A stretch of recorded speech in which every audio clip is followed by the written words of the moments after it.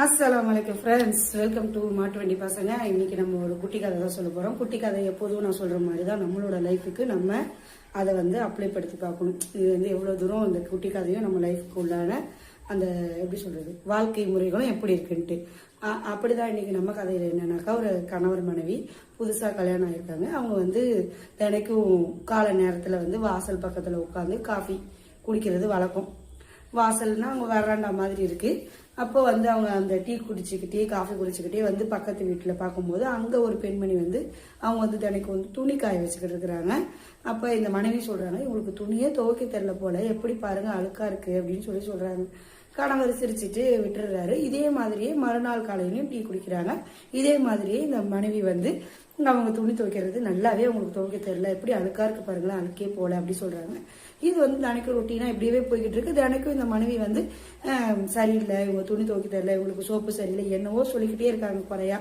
அப்போ ஒரு நாள் என்ன ஆச்சுன்னா, மனைவி சொல்றாங்க, இன்னைக்கு துணி துவைக்க கத்துக்கிட்டாங்க போல இருக்கு, புதுசா இது சோப்பு கிப்பு வாங்கி யூஸ் பண்றாங்க, பளிச்சுன்னு இருக்கு, இன்னைக்கு துணியெல்லாம் வெள்ளையாயிருச்சு, பரவாயில்லையே, என்னமோ ஒரு மேஜிக் நடந்திருக்கு, இன்னைக்குதான் அவங்க வீட்டுல கரெக்டா இருக்கு துணி துவைக்கிறதுலாம் அப்படி சொல்றாங்க.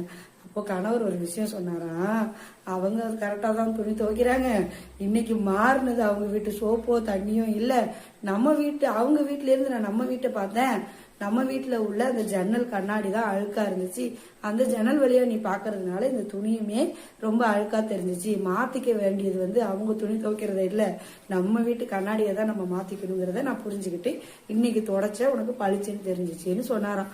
இப்படிதான் நம்ம நாட்டிலயும் சரி நம்ம வீட்லயும் சரி நம்மள்கிட்ட இருக்கிற குறைய விட்டுட்டு அடுத்தவங்கள்ட்ட இருக்கிற குறையதான் நம்ம ரொம்ப மிகைப்படுத்தி பாக்குறோம்.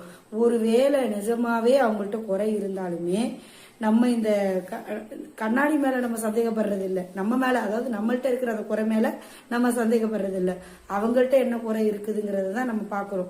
நிஜமாவே அவங்கள்ட்ட குறை இருந்தாலும் நம்ம என்ன நினைக்கிறோம்னா, இது எதனால இந்த குறை இருக்குதுன்ட்டு அவங்க இடத்துல இருந்து அவங்களோட சூழ்நிலைகளை பொறுத்து நம்ம சிந்திக்கக்கூடிய நல்ல மக்களா இருக்கணும்.